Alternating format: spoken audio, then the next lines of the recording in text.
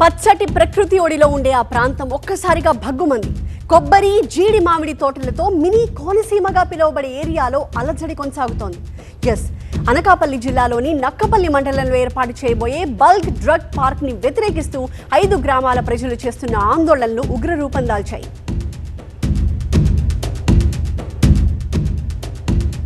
మొదట bulk drug park ని కాకినాడ జిల్లా తొండంగి మండలంలో ఏర్పాటు చేయాలని భావించారు. అయితే స్థానికుల నుంచి తీవ్ర వ్యతిరేకత రావడంతో అనకాపల్లికి మార్చారు. కేంద్ర రాష్ట్ర ప్రభుత్వాల ఆధ్వర్యంలో ఈ డ్రగ్ పార్క్ నిర్మాణ పనులు కూడా ప్రారంభమయ్యాయి.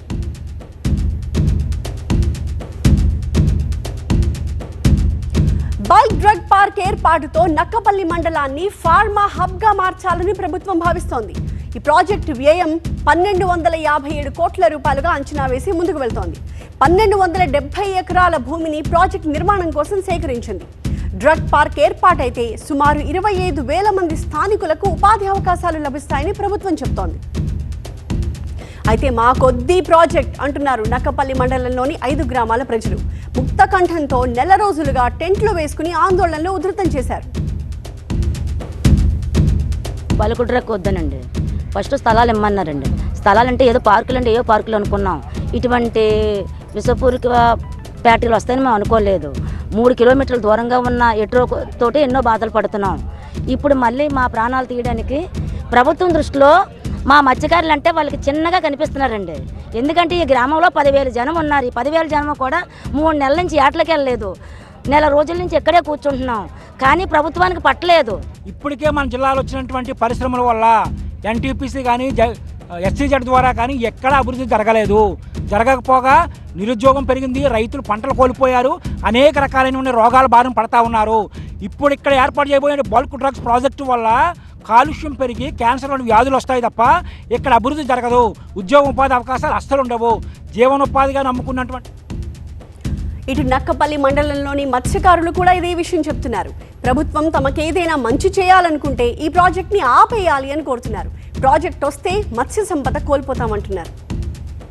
మాకు ఎటువంటి పరిస్థితుల్లో కూడా హామీలు అనేవి పూర్తి స్థాయి బోటకమేనండి. ఎందుకంటే ఇక్కడ జీవనోపాధి అనేది పూర్తి స్థాయిలో మనకు సముద్రం మీద వేటాడి జీవించే వాళ్ళే. మీరు మాకు ఇచ్చే హామీలు అనేవి కూడా పూర్తిగా బుగ్గులో పూసిన పన్నీర్లాగా ఉంటుంది. ఎందుకంటే ఇవి పూర్తి స్థాయిలో ఎవరు కూడా ఈ ఫలాలు అనేవి గ్రామస్తులకైతే మాత్రం అందే పరిస్థితుల్లోనే లేదు సార్.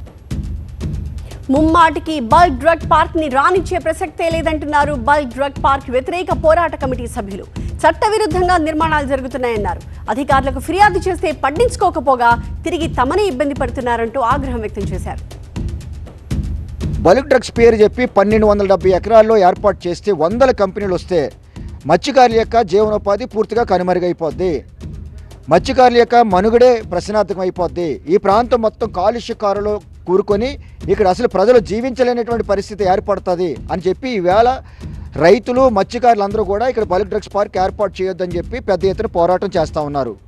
రెండోది ఇక్కడ అన్యాయం ఏంటంటే చట్ట ఉల్లంఘన, కంచే సేనిమేసినట్టుగా చట్టాన్ని కాపాడాల్సినటువంటి అధికారులే చట్టానికి ఉల్లంఘిస్తూ ఉన్నారు.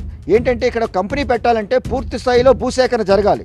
1270 ఎకరాలు బల్క్ డ్రగ్స్ పార్క్ ఏర్పాటు చేయడం కోసం ప్రభుత్వం కేటాయింపు చేసింది. అందులో కేవలం 454 ఎకరాలు మాత్రమే ఇప్పటికి సేకరించారు. అది కూడా గతంలో వైజాగ్ చెన్నై ఇండస్ట్రియల్ కారిడార్ పేరుతో సేకరించినటువంటి భూమి. ఇంకా పెదతీనేర్ల, సిహెచ్ఎల్పురం, జానకీపేట, అలాగే ఉపమాక, ఎన్నర్సాపురం, రాయవరం మండలం గుర్రాజ్పేట, ఈ 5-6 రెవెన్యూ గ్రామాల్లో 816 ఎకరాలు సేకరించాలి.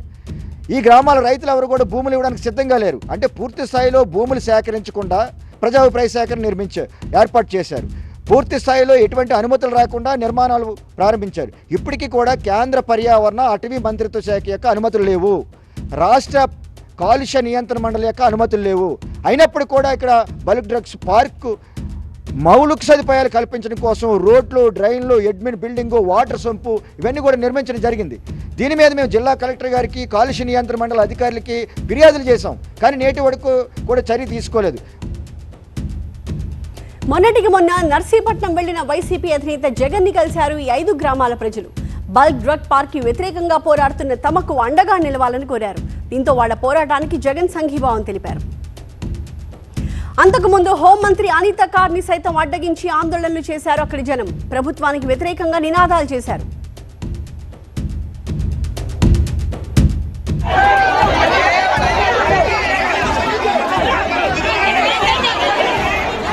వ్యాప్తంగా ఎట్టి పరిస్థితుల్లోనూ బల్క్ డ్రగ్ పార్క్ ని రానివ్వద్దన్న లక్ష్యంతో ముందుకు వెళ్తున్నారు 5 గ్రామాల ప్రజలు ఆందోళనలను ఉధృతం చేస్తున్నారు.